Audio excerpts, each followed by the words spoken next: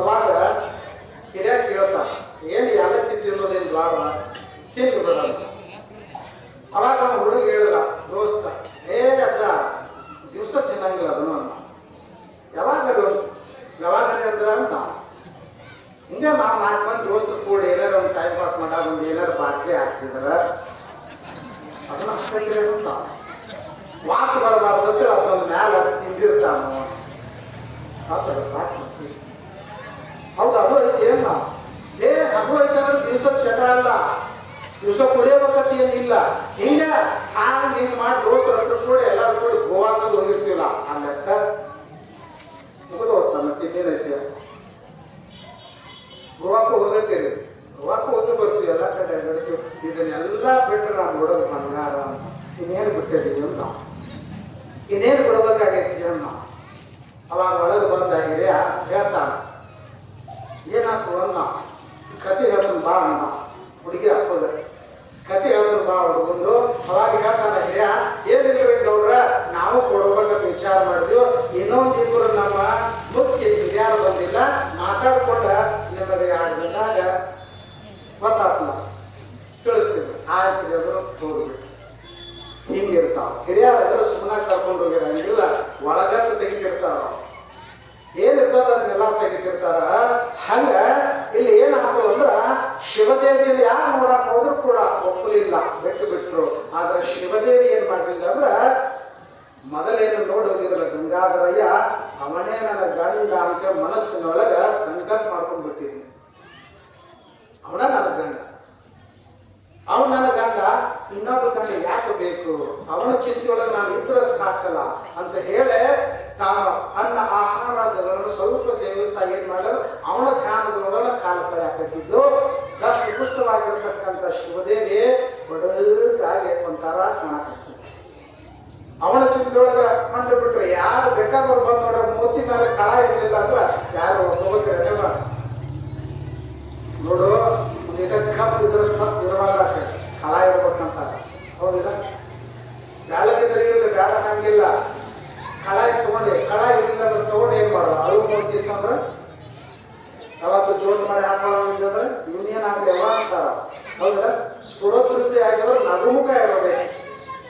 ಹೌದಿಲ್ಲ, ಆ ರೀತಿ ಆಗಿರ್ತಕ್ಕಂಥ ಹೆಣ್ಮಗಳು ಇದ್ಲ, ನಗುಮುಖ ಇತ್ತು, ಲವಲವಿಕೆ ಇದ್ರ ಆ ಹೆಣ್ಮಗಳಿಗೆ ಯಾರು ಬೇಕಾದ್ರೂ ಹೋಗ್ತಾರ. ಮತ್ತೆ ಯಾರು ನೋಡಾಕ ಬಂದಾಗ ಗಂಟು ಮರೆ ಹಾಕೊಂಡ ಸೊಂಡಿ ಎತ್ತರ ಮಾಡಿ ಕಣ್ಣು ಎತ್ತರ ಮಾಡಿದ್ರೆ ಗತಿ ಏನಾಗ್ತೈತಿ, ಹುಡುಗ ಕಡೆ ಹೋಗ್ತಾನ. ಹಂಗ ಸ್ಫುರದೃಪ್ತಿ ಆಗಿರ್ತಕ್ಕಂಥ ಶಿವದೇವಿ ಆ ತಾಯಿ ಏನ್ ಮಾಡ ಗಂಗಾಧರ ಧ್ಯಾನ ಮಾಡ್ತಾ ಮಾಡ್ತಾ ಆತನ ನೆನೆಸ್ತಾ ಅವನ ನನ್ನ ಗಂಡ ಮತ್ಯಾರು ಬೇಡ ಅಂತ ಹೇಳಿ ಏನ್ ಮಾಡಿದ ಅಂದ್ರ ತನ್ನ ಜೀವನವನ್ನ ಕಲ್ಯಾಣ ಮಾಡಲು ವರ್ಷ ಮುಗಿಯುವುದೊಳಗನ ಬಡಗ ಕಟಿಗಾದಂಗಾಗಿಬಿಟ್ಲು. ಅವಾಗ ಎಲ್ಲಾ ಜನ ಬಂದ ಅವರ ಸಂಧಿಯನ್ನು ನಡೀತ. ನೋಡು ನಿನ್ನ ಮಗಳ ಸ್ಥಿತಿಯನ್ನ, ನಿನ್ನ ಮಗಳ ಜೀವನವನ್ನು ನೀನ ನಾಶ ಮಾಡಿದೆ.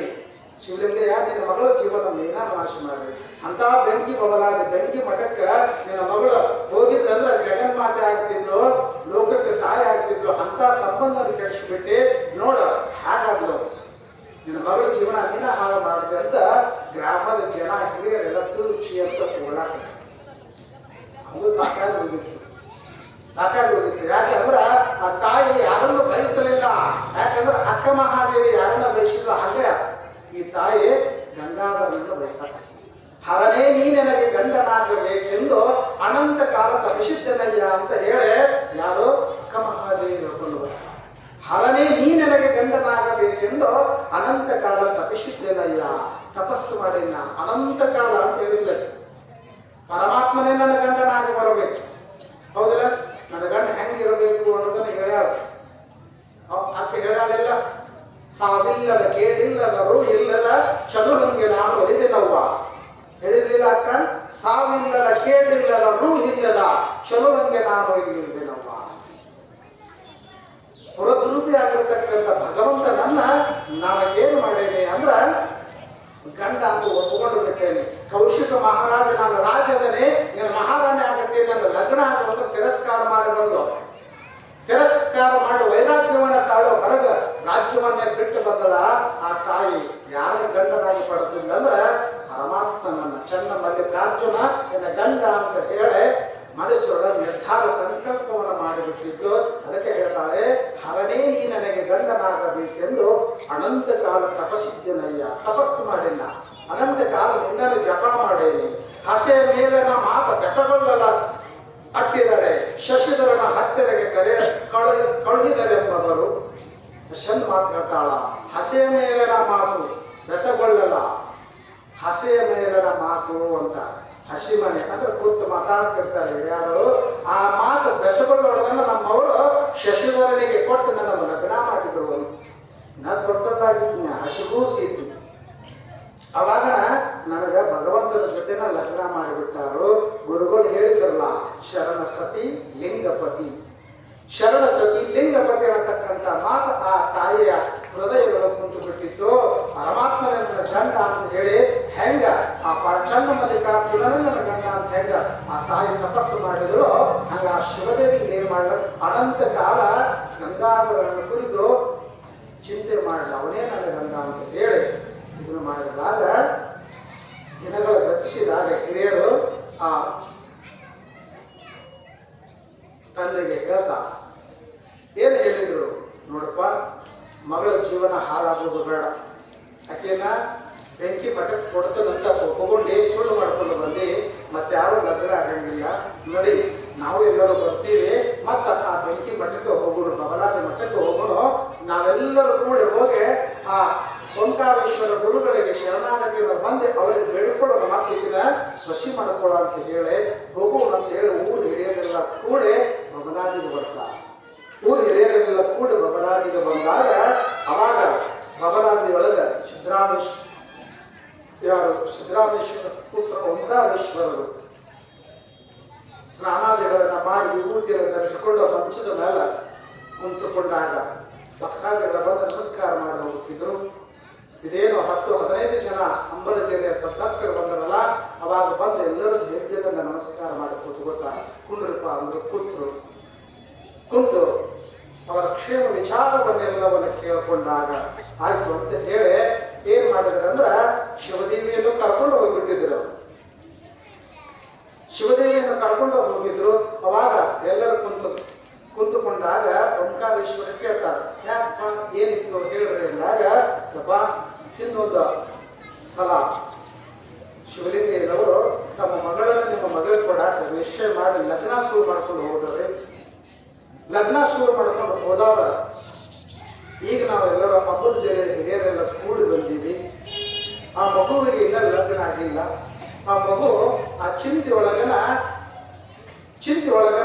ಬಡಕಾಗಿ ಹೋಗಾಳ. ಊಟ ಇಲ್ಲ, ಆಹಾರ ಎಲ್ಲ ಸರಿಯಾಗಿ ಇದಿಲ್ಲ, ಮೈ ಎಲ್ಲ ಕೃಷ ಆಗಿ ಹೋಗ್ಯದ, ಬಹಳ ಬಡಕಾಗ್ಯಾಳ ಅಂತ ಹೇಳಿ ಆ ಶಿವದೇವಿಯನ್ನು ತೋರಿಸ್ತಾ. ನೋಡಪ್ಪ ಹೇಗಿದ್ದಾಳ, ಹೊರದ್ರೂಪಿಯಾಗಿರ್ತಕ್ಕಂಥ ಶಿವದೇವಿ ಕಟ್ಟಿಗೆ ಗೊಂದಲಿ ನೋಡಿದ್ರು ಓಂಕಾರೇಶ್ವರ. ಮತ್ತೆ ಈಗೇನ್ ಮಾಡೋದಪ್ಪ, ಏನಿಲ್ಲಪ್ಪ, ನೀವನ ಅನುಗ್ರಹ ಮಾಡಬೇಕು, ನೀವ ಅನುಗ್ರಹ ಮಾಡಬೇಕು ಅಂದಾಗ ಓಂಕಾರೇಶ್ವರ ಒಂದು ಅಲೆಗಳಿಗೆ ಸುಮ್ಮ ಕೊಟ್ಟರು. ಅಲೆಗಳಿಗೆ ಸುಮ್ಮ ಕೊಟ್ಟು ಹೇಳ್ತಾರ, ಆಯ್ತಪ್ಪ ನೀವು ಪ್ರಸಾದ ಮಾಡಿ ಬರ್ರಿ ಏನು ಅರ್ಥ ಆತವ್ರೆ. ಹೋಗ್ರಿ ಪ್ರಸಾದ ಮಾಡಿ ಬರ್ರಿ ಅಂತ ಅವ್ರನ್ನೆಲ್ಲರೂ ಕಳಿಸಿದಾಗ ಪ್ರಸಾದಕ್ಕೆ ಹೋದ್ರು. ಅಲೆಗಳಿಗೆ ಸುಮ್ಮನೆ ಕೊಟ್ಟರು. ಮಗ ಗಂಗಾಧರ ಕರೀತ, ಗಂಗಾಧರ ಅಂದ್ರು. ಯಾಕಪ್ಪ ಏನಿಲ್ಲಪ್ಪ, ಅಂಬಲಿ ಸರಿಯ ಹಿರಿಯರು ಸದ್ಭಕ್ತರು ಬಂದಾಗ ತಿಳ್ಕೊಂಡು ನೋಡಿನಪ್ಪ ಅಂದ್ರೆ ನೋಡೀನಿ, ಮಾತುಗಳೆಲ್ಲ ಕೇಳೀನಿ, ನಿನ್ನ ಅಭಿಪ್ರಾಯ ಅಂದ. ಮಗನನ್ನು ಕೇಳ್ತಾರೆ ಓಂಕಾರೇಶ್ವರ, ನಿನ್ನ ಅಭಿಪ್ರಾಯ ಏನು ಹೇಳು ಅಂದಾಗ, ಯಪ್ಪ ನನ್ನ ಅಭಿಪ್ರಾಯ ಹೆಂಗೆ ಹೇಳಿ, ಅಡಿಗೆ ಮನೆ ಕೇಳಬೇಕಲ್ಲ ಅಂದ. ಅವನಿಗೆ ಒಳಗೆ ಕೇಳಬೇಕಲ್ಲ, ನನ್ನ ಅಭಿಪ್ರಾಯ ಹೆಂಗೆ ಹೇಳಿ, ಯಾಕ ಒಂದು ಎತ್ತ ಬಿಟ್ಟು ಹೋಗ್ಯಾರ, ಅದ ಮುಹೂರ್ತದೊಳಗೆ ಲಗ್ನ ಮಾಡಿದ್ರೆ ಗಂಗಾಮತಿ ಜೊತೆ, ಮತ್ತೆ ಈಗ ನಾವು ಹೋಗಿ ಬರ್ತೈತೆ, ಒಳಗೆ ಕೇಳಬೇಕಲ್ಲ ಅಂತ ಹೋಗುವವರು ಬಂದರು. ಎಲ್ಲ ದೃಶ್ಯಾವಳಿಗಳ ತಾಯಿ ನೋಡಿದ್ಲು. ಬಂದ ಆ ಗಂಗಾಮತಿಯ ಮುಂದೆ ನಿಂತ ಅವರು ಗಂಗಾಧರವರು ಕೇಳ್ತಾರೆ, ಏನ ಹಿಂಗೆ ಬಂದಾರ, ಹೌದ್ರಿ ನೋಡಿ ನಾನು ಮತ್ತೆ ಹ್ಯಾಗ ಅಂದ್ರು. ಅಭಿಪ್ರಾಯ ಕೇಳೋದು ನೋಡಿ ಹೆಂಗೆ, ಮತ್ತೆ ಹ್ಯಾಗ ಅಂದ್ರು. ಆ ತಾಯಿ ಒಗಟಿನ ರೂಪದಲ್ಲಿ ಹೇಳಿದ್ಲು. ಏನ್ ಹೇಳಿದ್ಲು, ಗಂಗೆ ತಲೆ ಮೇಲೆ ದಾಳ ತೊಡಿ ಮೇಲೆ ಬೇಕಲ್ಲ ಅಂದ ಸಾಕಲ್ಲ. ಅವಾಗ ಕೈಲಾಸಕ್ಕೆ ಅಡ್ಕತನ ಪರಿಪೂರ್ಣ ಆಗಂಗಿಲ್ಲ ಅಂದ್ಬಿಟ್ಲು. ಅವಾಗ ಗಂಗಾಧರ ಏನಿದು ಅಂದ. ಏನ್ ಮಾಡಕ್ ಆಗಂಗಿಲ್ಲ, ಹೆಣ್ಮಕ್ಳು ಏನೆಲ್ಲ ಪಾಲ ಕೊಡ್ತಾರೆ, ಆದ್ರೆ ಗಂಡನ ಮಾತ್ರ ಕೊಡಂಗಿಲ್ಲ.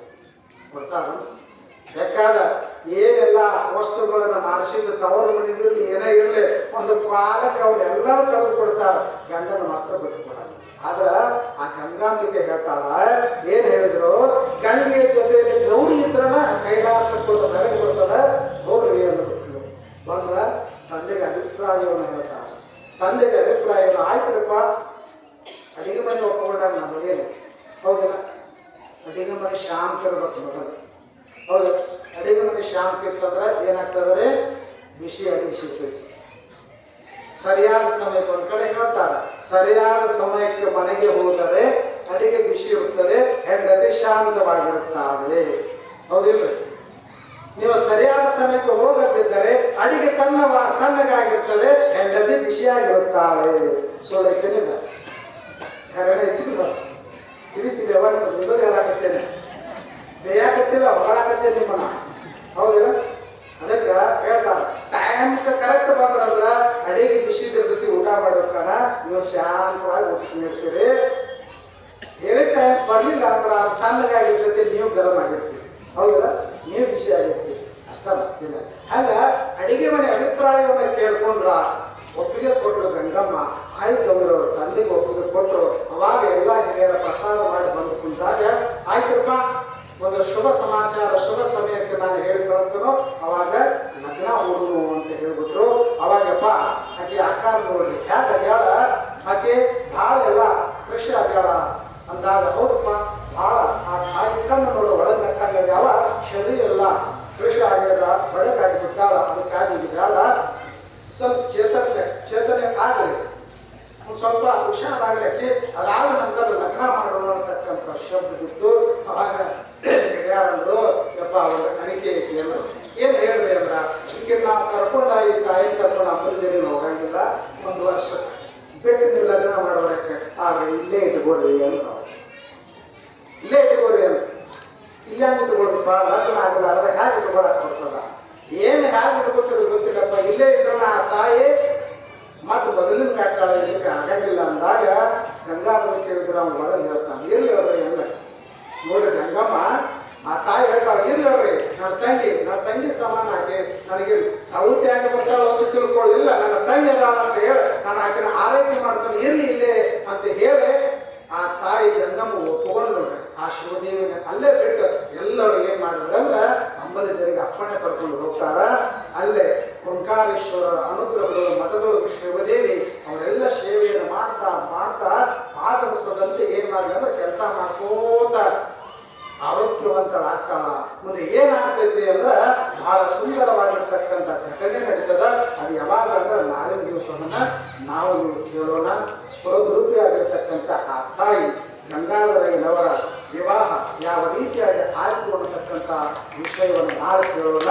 ಅದಾದ ನಂತರ ನಾಳೆ ಆ ವಿಷಯ ಕೇಳಿ ಅದಾದ ನಂತರ ನಾಳೆ ಶನಿವಾರ ರವಿವಾರ ಹೆಸರು ಕಾರ್ಯಕ್ರಮ ಮಾಡೋಣ. ರವಿವಾರ ಮಾಡೋಣ, ಸೋಮವಾರ ಮಾಡೋಣ. ನೀವು ಹೆಸರು ನಾವು ಇವ್ರ ಹೆಸರು ಅದನ್ನು ಕೇಳ್ಕೊಂಡು ನಾಳೆ ಹೇಳ್ತಿರುವ ರವಿವಾರ ಅಥವಾ ಸೋಮವಾರ ಕೂಡ ಹೆಸರು ಇಡೋದು. ಸದಾಶಿವ ಕೊಡ್ತಾನ, ಆ ನಂತರ ಅವ್ನ ಮೇಲಾಗಳ ಮುಗಿತಾನ ಕೇಳೋಣ. ಸಾಕಷ್ಟು ಅದಾವ, ಯಾಕಂದ್ರೆ ಇದು ಕಥೆ ಅಲ್ಲಿ ತನಕ ನಾವು ತಗೋಬೇಕು. ಅದಕ್ಕೆ ನಾಳೆ ಒಂದು ದಿವಸ ಇದಾಗ್ತದೆ, ಇದನ್ನು ಮುಗಿಸಿ ಆ ನಂತರ ಸದಾಶಿವನ ಅವತಾರ ಆಗ್ತದೆ, ಹೆಸರಿಡೋದು. ಆ ನಂತರ ಅವನ್ನ ಲೀಲೆಗಳನ್ನ ಕರ್ನಾಟಕದವು ಎಲ್ಲರ ಮನಸ್ಸು ತುಂಬಿ ಆ ಲೀಲೆಗಳನ್ನು ಕೇಳಿ ಆತನ ಅನುಗ್ರಹಕ್ಕೆ ನಾವು ಪಾತ್ರ ಆಗೋಣ ಅಂತಕ್ಕಂಥ ಮಾತನ್ನು ಹೇಳಿ, ಯಾಕಂದ್ರೆ ನಾನು ಇವತ್ತು 7ಕ್ಕೆ ಬರಬೇಕಾಗಿತ್ತು, 7:30 ನಂತರ ಬಂದೇನೆ. ಸ್ವಲ್ಪ ಮನ್ಯಾಗ ನಮಗೂ ಅಡಚಣೆ ಐತಿ. ಯಾಕೆ ಅಡಚಣೆ ಅಂದ್ರೆ ತಂದೆಯವರಿಗೆ ಆರಾಮ ಇದ್ದಿದ್ದಿಲ್ಲ. ಅದಕ್ಕೆ ಅವ್ರು ನೋಡಕ್ಕೆ ಜನ ಸಾಕಷ್ಟು ಬರೋದು ಹೋಗೋದು ಮಾಡೋದ್ರಿಂದ ಎಲ್ಲರೂ ಅವ್ರ ಕೆಲಸ ನನಗೆ ಬಿದ್ದೈತಿ, ನನ್ನ ಕೆಲಸ ನನಗೆ ಬಿದ್ದೈತಿ, ಊರ ಕೆಲಸ ನನಗೆ. ಹೀಗಾಗಿ ಎಲ್ಲರೂ ಸಂಭಾಳಿಸಿ ಬರ್ಬೋದು, ಹೆಚ್ಚು ಕಡಿಮೆ ಆಗತ್ತೈತಿ. ಅದಕ್ಕೆ ಒಂದು 50 ನಿಮಿಷ ನಾನು ಬರ್ತಿರ್ತಾನೋ, ಸ್ವಲ್ಪ ಹೆಚ್ಚು ಕಡಿಮೆ ಆದರೂ ಅದನ್ನು ಕ್ಷಮಾ ಮಾಡಿ ಅಂತಕ್ಕಂಥ ಮಾತನ್ನು ಹೇಳ್ತಾ ನಾವು ಈ ಚರಿತ್ರೆ ಯಾರಾದರೂ ಅಂತಕ್ಕಂಥ ಮಾತೇಳಿ ಈಗ ಆ ಕಸ್ತೂರಿನ ಮಾತಲ್ಲಿ ಬಾಲಕನ ಮಾತನ್ನು ಕರ್ಕೊಂಡು ಮುಗಿಸ್ತೀನಿ. ಸಾಂಬ